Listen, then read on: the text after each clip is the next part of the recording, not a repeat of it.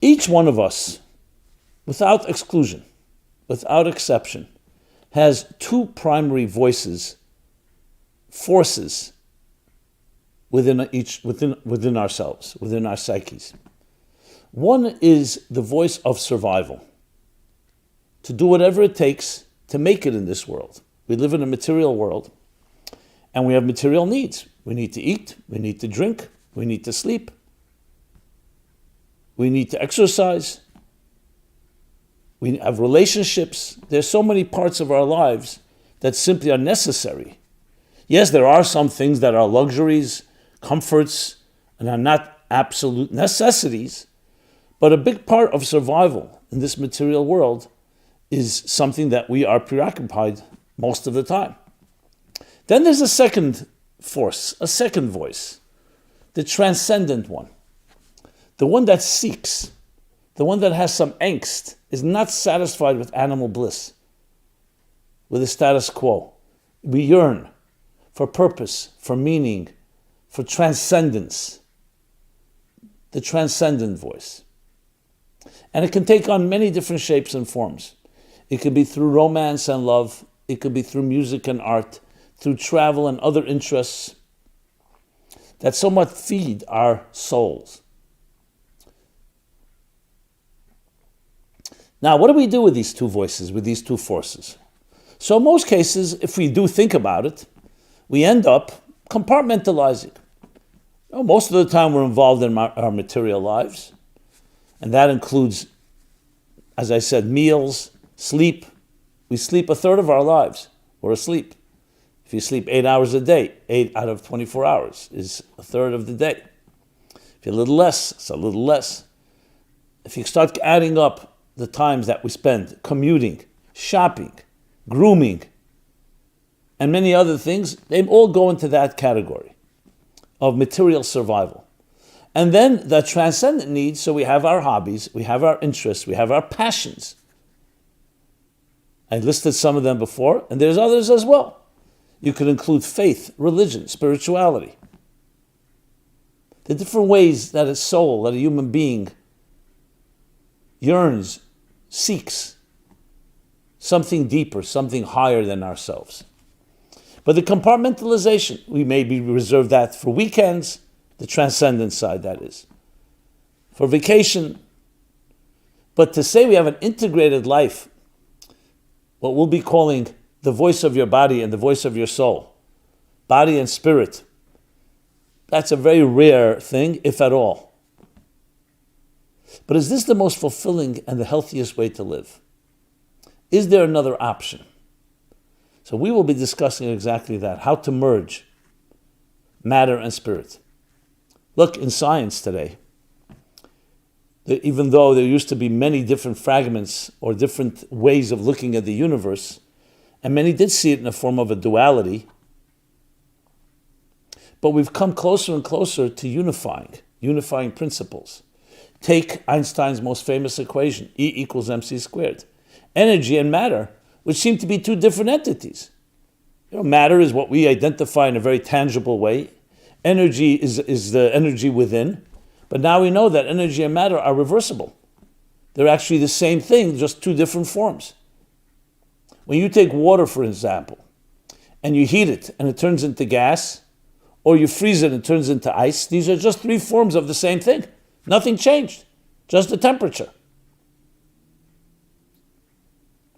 So in effect, really matter and energy are truly one.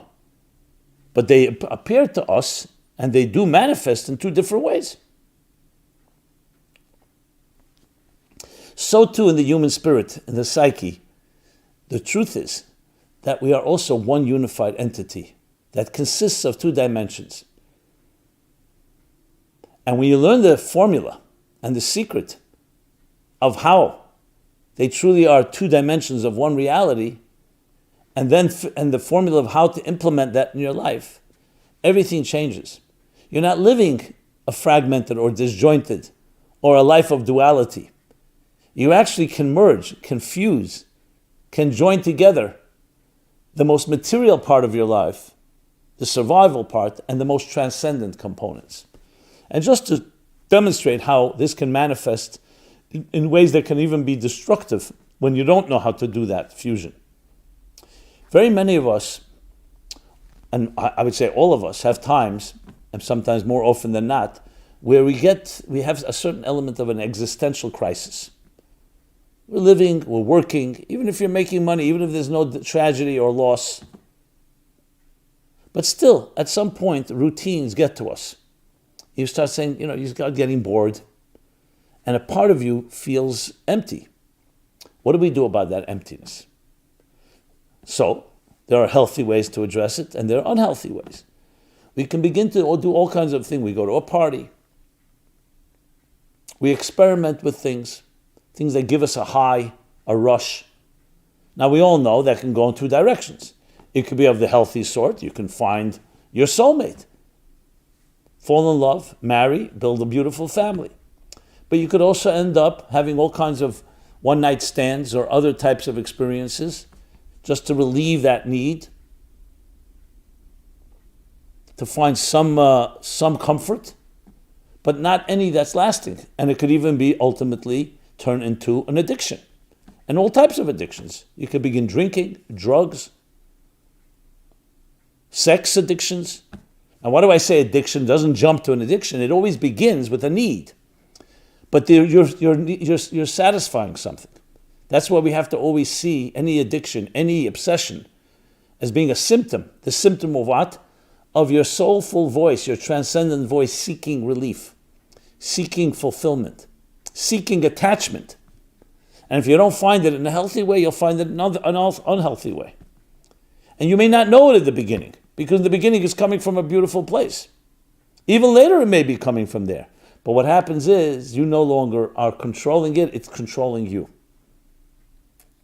Now, if we were just mediocre, material creatures, that would never happen. You don't see animals, for example, getting addicted to anything, because they live primarily a life of survival. And I don't mean that in a minimalistic way.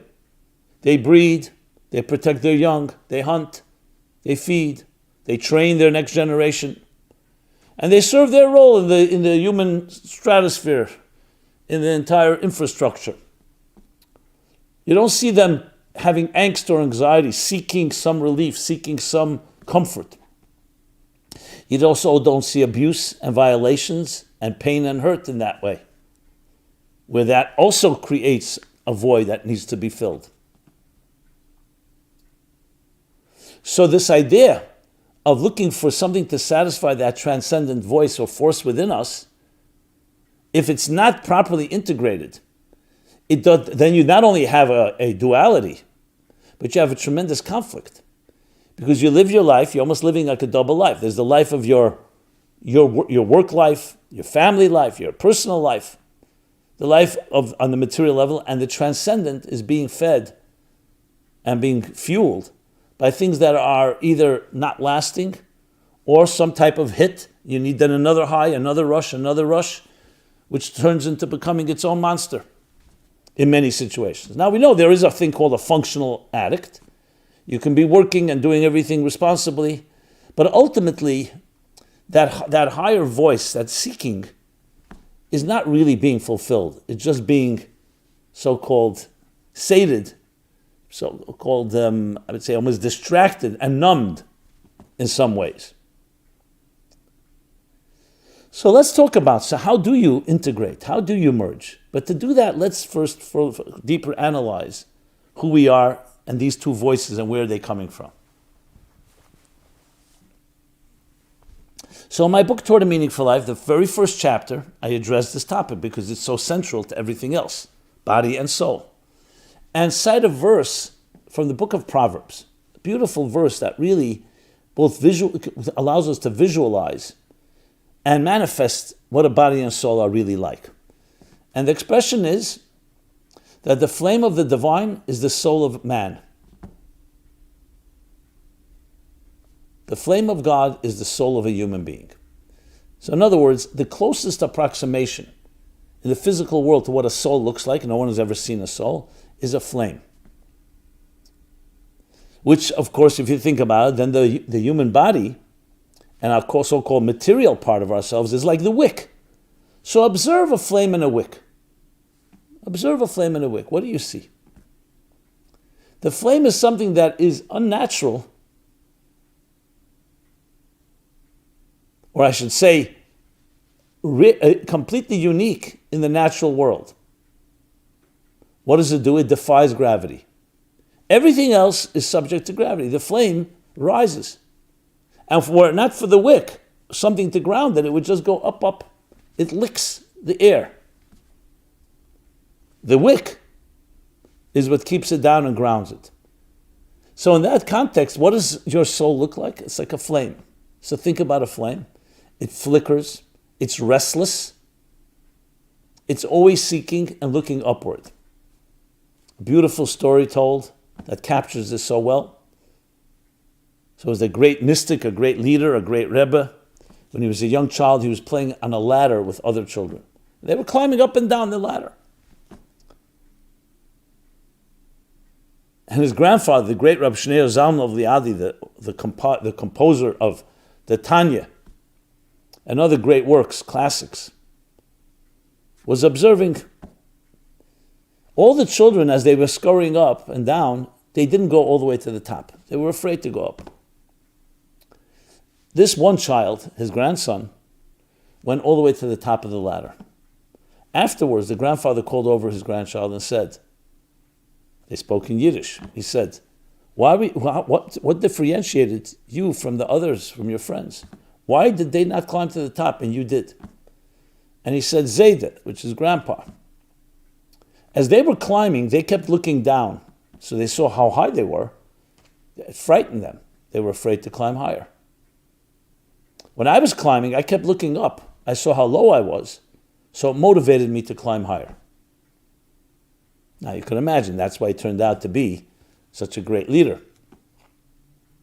These are the two voices of the flame and the wick. The part of our lives which we call survival is looking down. It's focusing on your environment, on your needs, and how to fill those needs. The transcendent voice is the flame that's always looking up. And the difference is very obvious. When you're looking down, you feel how high you are, and actually you're like not comfortable because you belong down there. So you're afraid to go higher. When you're looking up, of how much more there is to gain, you see the horizons, the more you want to go up. Because you see, I haven't reached there. Think of it like this. You have friends around you that are less accomplished than you, and you're looking at them. You always feel, hey, I don't need a motivation to do anything more. Look at me compared to them, how much I've accomplished. But be around people who accomplished more than you. You're looking up. What will it do? It will create a healthy form of a jealousy. There's a healthy form of it. A competitiveness. A need. You have an opponent in sports or in a marathon that pushes you to excel. You're looking up. Now, there is a conflict between these two, and this is called the conflict between matter and spirit, between survival and transcendence. But now we've identified that there are two forces within each one of us. And they're both part of one person. And they don't have to be at battle. But now we understand what makes a person a person. Just look at the fact. Again, going back to the animal. There's an expression a Hasidic master once said, that the behemoth, the animal, has never seen heaven. They walk on all four. And even those animals that walk on two, they're primarily walking on four because their physiology is aligned with their spirituality, with their inner workings. They don't need to be looking up to heaven. Their role is to function efficiently in building their families, their homes, their protection, as I mentioned before, breeding their young, and accomplishing what they have to accomplish in this world. You don't want them traveling into space, not just physically, but also figuratively. A human being walks on two, and we look up. Raise your eyes to heaven, and we look, who made all of this? Where do we come from? What's out there? Trillions of dollars are spent just to satisfy that answer. that quest. To answer that question, is there something out there? Is there life on other planets? We want to go to the moon, to Mars, to other planets, to the big universe out there, solar systems. And we explore. That's human nature. That's that transcendent voice, that transcendent force within us. And it's necessary. That's what defines the human beings. So the next time you're restless, know that's the healthy you. Now, restlessness, there's a balanced restlessness, a healthy angst, and then it could spill over into anxiety. Like I always share, the cardiologist would come to my class. Sweetest guy, but he had a very difficult life on a personal level, on many other levels. And he always sometimes would just cry to me and say, please pray, bless me, that I have one day of peace. So he had a good sense of humor. So I said, you mean like a flat line? She said, no. In a cardiogram, a flat line is not a good sign. A heartbeat is a wave. A healthy heartbeat is a perfect wave. Perfect peaks and perfect valleys. You don't want flat. You don't want so much bliss and peace, and then there's no life. It's the pulsating action. Now, if the peaks are too high and the valleys are too low, that's deep anxiety or deep depression and everything in between. So this is life. So the idea of having body and soul, actually they balance out each other. The flame without the wick would expire. The wick without a flame does not have anything to seek. There's no restlessness, there's no flickering, there's no reaching, there's no yearning, there's no dreaming. Imagine no dreaming. Imagine no ability to envision a better life, a better world. So you need both. The expression in the Kabbalistic texts taken from a verse in the book of Ezekiel, V'achayis rotze v'shuv, and the energy ran to and fro. Another way of putting it is tension and resolution. All energy needs to do that, the flicker of the flame. It rises and falls, rises and falls. So the proper balance is only achieved when you have the two. So they're not a battle with each other, they actually complement each other, and we should see it as such. The challenge is not allowing one to dominate over the other. The truth is, the spirit should be the prominent force, but it needs that grounding as well. Sometimes you can completely burn out. I'm always fascinated by the tragedy. That's why maybe fascinating and tragedy doesn't go hand in hand, but you'll see what I mean. When I hear about the geniuses, Jimi Hendrix, Janis Joplin, Jim Morrison, almost all the same age, 24, OD'd. Now you wonder, they were at the peak of their careers. But remember, when you have that live soul, that genius soul, and you only can go up and you can't come back down and return, it can be extremely challenging, and to the point, whether it's deliberate or not deliberate, where you don't have the balance, and it can lead to tragic results. There's, of course, the other extreme. People are so involved in their materialistic lives, and they think they're successful and everything, that they don't feed their souls. Well, it'll always come around. There's always a need, we know, because it's a part of who we are. It's not some indulgence or some luxury or some optional, arbitrary activity. It's who you are. And that's why it's so vital to understand that you are made of this. We have a body and a soul. We have matter and spirit. So it behooves us to understand these two forces and understand how they complement each other. And they actually can become one, fusion. But to do so, let's look at different approaches. So throughout history, if you look at different schools of thought, so some focused much more on live a survival life. When I say survival, it doesn't mean minimalistic. You can become very wealthy and still be in the form of survival, which means focusing on your existence. Satisfy your transcendental yearnings and cravings through the different ways I mentioned before or other ways. And that's be an ethical person. Other schools of thought go the other way. that the ultimate life is to separate yourself from material world. Yes, survive on a minimum, but don't get caught up in the marketplace, potential corruption or actual corruption of Wall Street and so on. And I just mean that figuratively. Go off into a meadow, go up on a mountain, live a peaceful life, but a peaceful life that is seeking transcendence.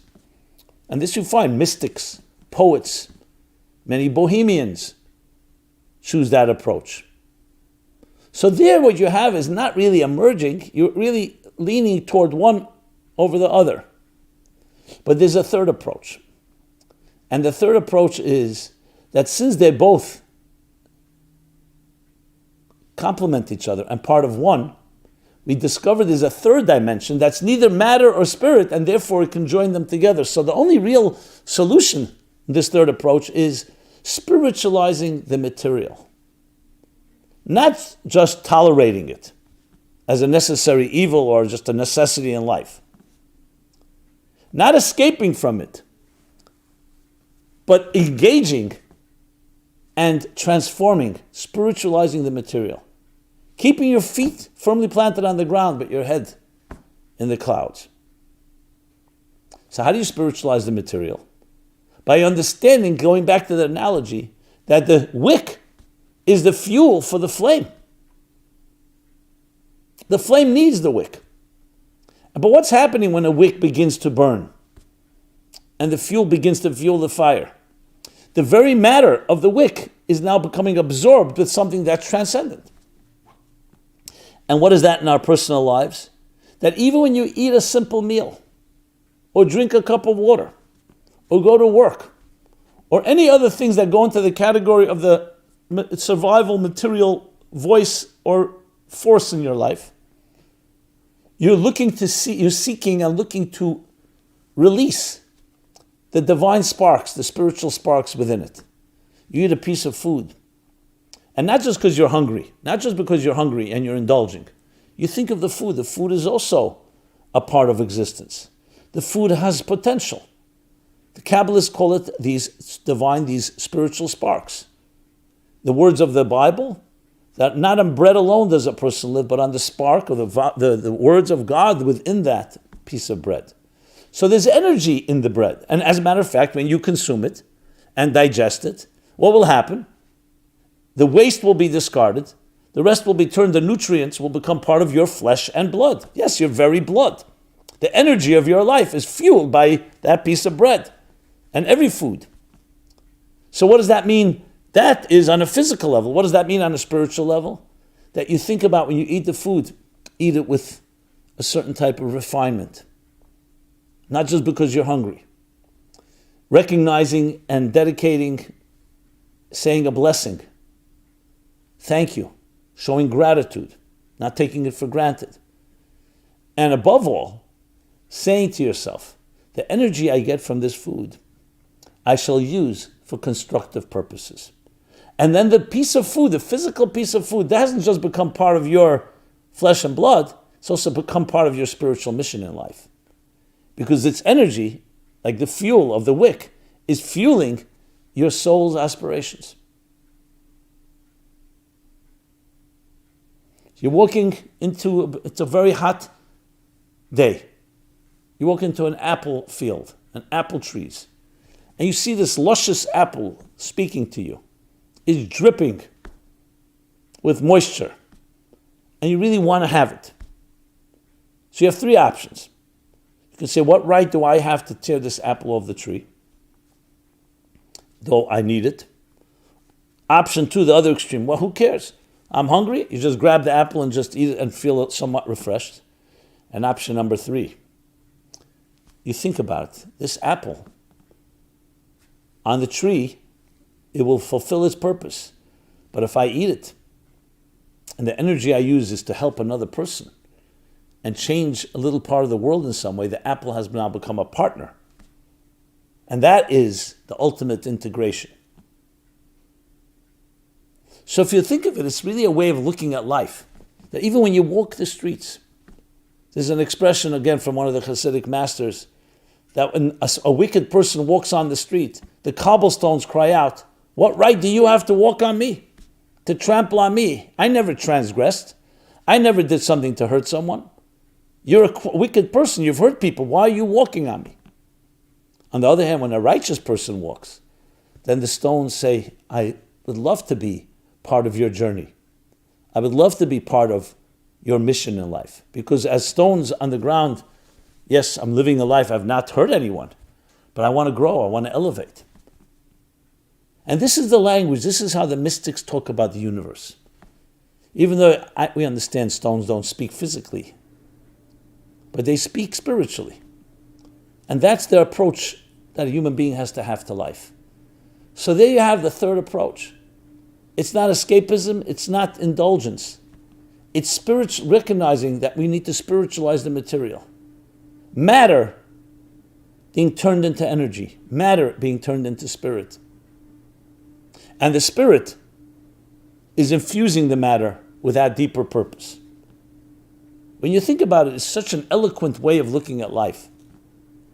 However, there is a battle, there is a challenge, because when we are hungry, and I mean that on all levels, when we are tempted and seduced by the different forces around us, by different things we see and hear, we can forget the purpose of our lives and just grab whatever it is, even at the expense of another.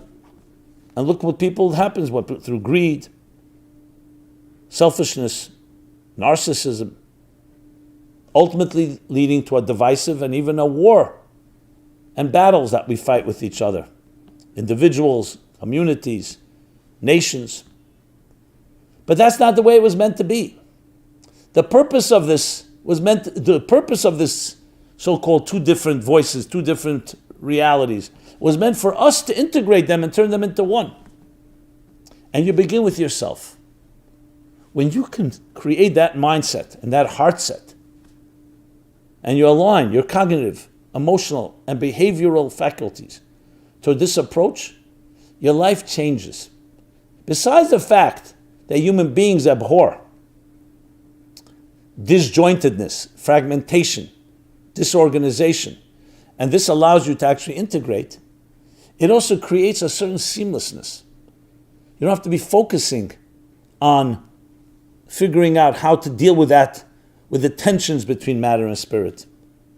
And here I mean tension differently than what I said earlier. Because you're focusing actually on how to integrate. And every part of your life then becomes part of one purpose. It's like one mission statement that drives every aspect of your life. From the smallest detail, minute detail in the material world, to the most important and highest spiritual and transcendent aspiration. Now I know it sounds beautiful as we say it on paper, but you can easily do it every moment of your life. You can begin right now. Because this isn't about necessarily dramatics and fireworks. It's even the small little things. You wake up in the morning, you feel refreshed, hopefully. You say, "Thank you for returning my soul to me." You're acknowledging, you're stating, you're declaring the mission of your day, the mission of your life. You're renewing your contract.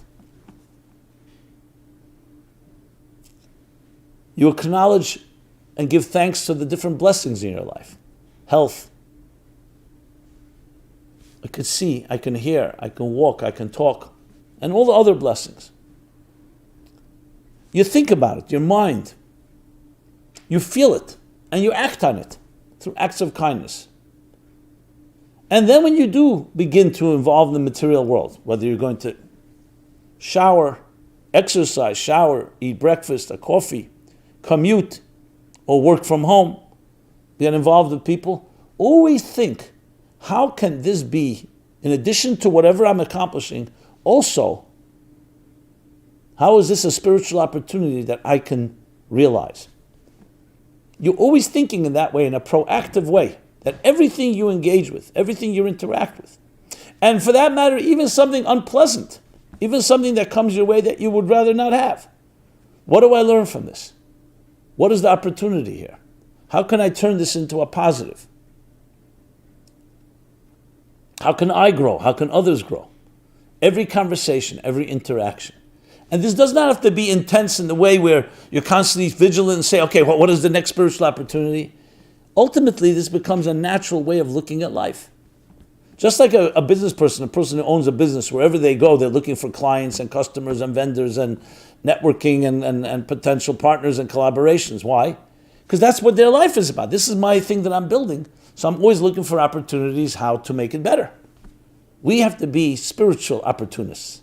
That wherever we go, we're seeking out the sparks, the spiritual opportunities.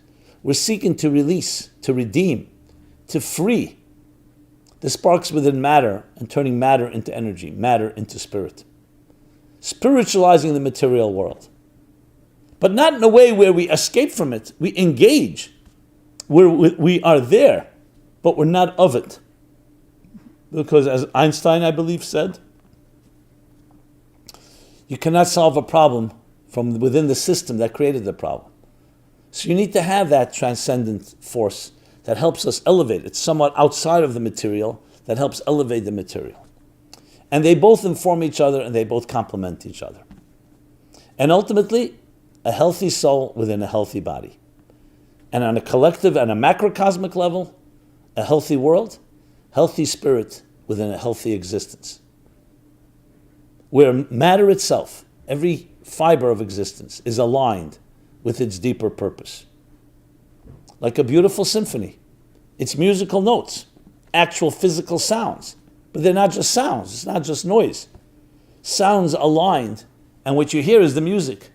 And you don't even realize the actual physicality. Of course you do, you hear it with your ears. But what is consuming you is the magic of the melody. May we merit in our personal lives to create such magic within our bodies and souls, within our homes, within our families, within our communities. And concentric circles has a ripple effect, the butterfly effect. Welcome others into this type of approach. Share it with others. Encourage yourself, encourage everyone you meet to think this way, to speak this way, to act this way. And you'll see unbelievable results. It's a healthy way of living, the healthiest way of living. I want to thank you, Simon Jacobson here, Meaningful Life Center.